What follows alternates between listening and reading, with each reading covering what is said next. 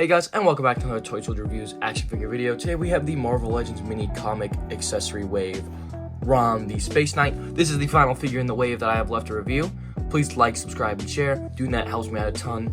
Also follow that Instagram to DM me directly and look at future sneak peeks. And yeah, get straight on in to this review. So to open Rom on up, it's just like we've done before, which obviously I'll struggle because of this comic book. It's my knife just doesn't like to get around this area. I know I should probably get a box cutter, but I don't have one at the moment. I had one, but I lost it, and now I have no idea where it went. But as long as we get the figure out some way or another, it should be okay. No. This paper thing is really a little hard. Okay, I'm gonna try and take it out just because it's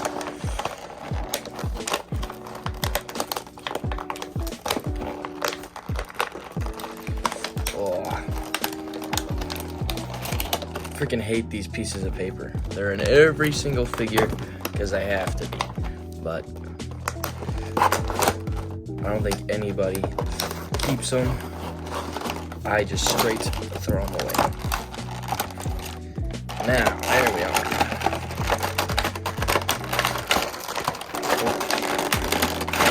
There we go.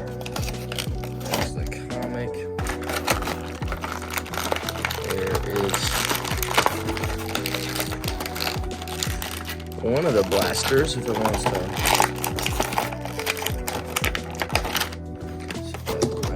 Side. There goes the effect.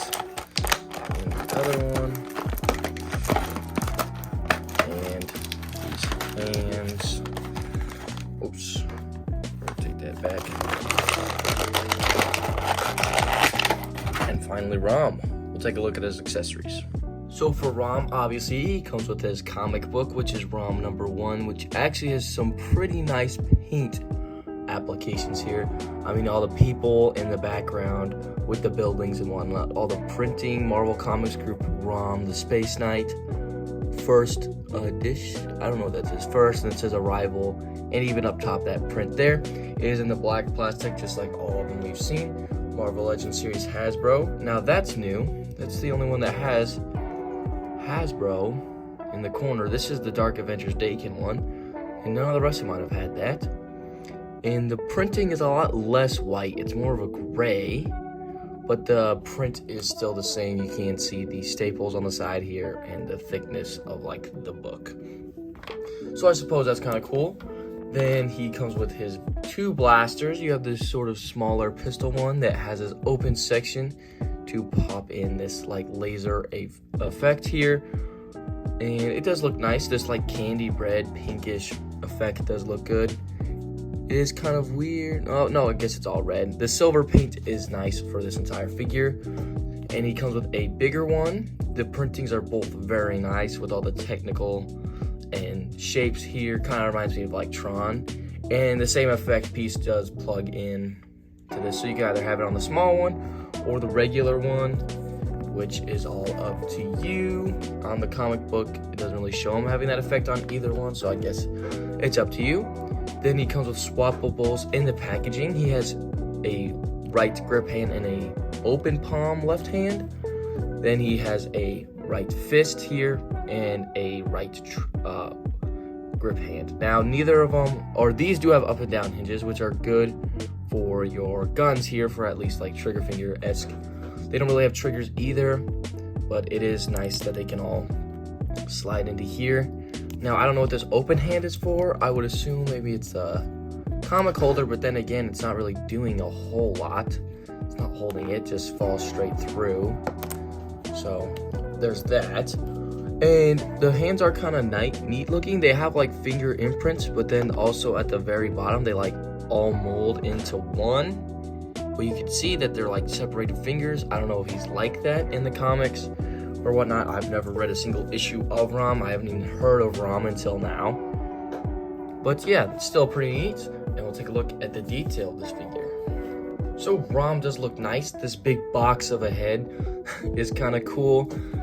The red and black paint in there on the top is nice. He's in this metallic paint, which none of it is that swirly, well, it's lightly swirly plastic, but it's all silver, like mainly all silver, excluding this red here on the jetpack, which also does look nice, sort of like splotched in the back on the, I don't know, I guess lines painted there on the inside of the chest here as well. But the sculpted lines here on the thighs, the abdomen here, the bullets sculpted in, just all the little intricate parts of the robot look nice.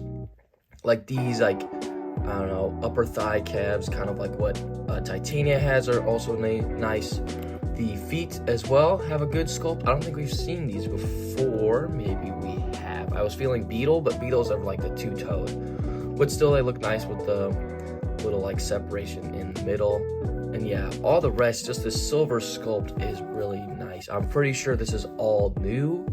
Maybe the arms are reused as something, but not really sure. But yeah, figure is really good to look at, in my opinion. So we'll take a look at some articulation. So Rom's articulation for his head sculpt, he's gonna look that far up, which is still pretty good, and that far down. You've got tilt, not really. Head can rotate around here. Arm goes about that far up. No butterfly in this giant box of a torso, but the arm can rotate around. Be careful around these because you don't want the silver paint to chip. I guess that's kind of practically everywhere in this figure. He does have bicep swivel, pinless double elbows. We're gonna get you pretty far back, which is nice. And then, like I said, the two gripping hands have a up and down trigger finger hand, and the fist and this open palm have a side to side. So for his torso, he's got an upper diaphragm, I think, and then a crunch. So up here, he can go about that far to the side, that far that side. Not a whole lot back because of this jetpack. And forward is pretty good. And he can rotate all the way around. Ab crunch is going to get you just that far forward, which is nice. Here, we'll put this back up. And then back, you're going to get a little bit back, but it just looks odd because of this. Like, the crunch can go back, but the torso can't. So, like, you can crunch him back, but because of this jetpack, it stops here, touching around his back area. Now, for the legs, they can't kick that far out, that far forward, and that far back. And there is no upper thigh cut, but there is one down here at the top of the knee. It swivels. Pinless double knee gets you you can fudge it all the way back. No boot rotation here, or I guess mid-calf cut. Ankle pivots down, up, and rock side to side. So pretty good articulation. I mean, the only gripe is kind of the chest, but I mean, to fit all this clunkiness of his robot armor or body, you are gonna have to fudge some stuff around. So yeah, we'll scale this figure next to some people because he is pretty tall. So for some comparisons, first, here he is next to the 2-pack Gamerverse Sentinels, which were about 7.5 inches tall, which you can see Rom, if anything, I think is a little taller than the Sentinels, just by about an inch or so, or like a half an inch, not even. Like, Rom is the slightest bit taller than the Sentinel, which is pretty big for a figure, because here you can see him next to the Ursa Major Ultron, which I put him next because he's another silver robot I have, and you can clearly see the height difference between these figures. Here he's next to some wave mates with Banshee here on the left, and my recently reviewed Dakin Dark Avengers figure. Here is Rom also next to Adam Warlock and Miles Morales from this wave. And finally, next to the last figure, here he is next to Ultimate Iron Man. And yeah, this figure is really good. Hasbro went all out for this big deep cut that very few people knew about. Just like the Crystar figure, Hasbro is pulling some IPs they own that are barely known and making them into pretty good figures. Like I said, I think the only appearance of Rom is like some old 1990s, 80s toy, I believe, and then they made like a comic or like show. I think it was a comic after him. But yeah, this figure is really good. They put a really kind of good height, the 7.5 inches for this. It's a pretty big figure. The silver paint all around is nice. The red applications are also nice. And the comic accessory for this one doesn't bother me as much as the other figures, just because I don't know much about him and what he needs. You got at least your trigger finger hands, or at least he can hold his weapons, which is good.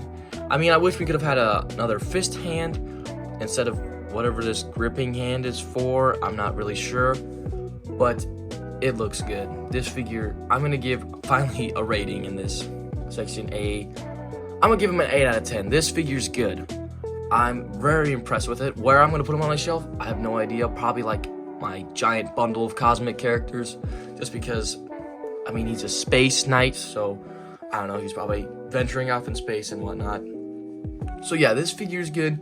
Hope you guys enjoyed this review. That does it for the entire mini comics wave that I've reviewed. I hope you guys enjoyed it. Please like, subscribe, and share. I will be doing a full ranking. I think I'll do a short again like last time instead of like a full video. But yeah. Also follow that Instagram where you can DM me directly. Link is always in the bio, so you can check that out and see posts that I do for sneak peeks of future videos and all that good stuff. Thank you guys so much for watching, and Toy Soldier Reviews out.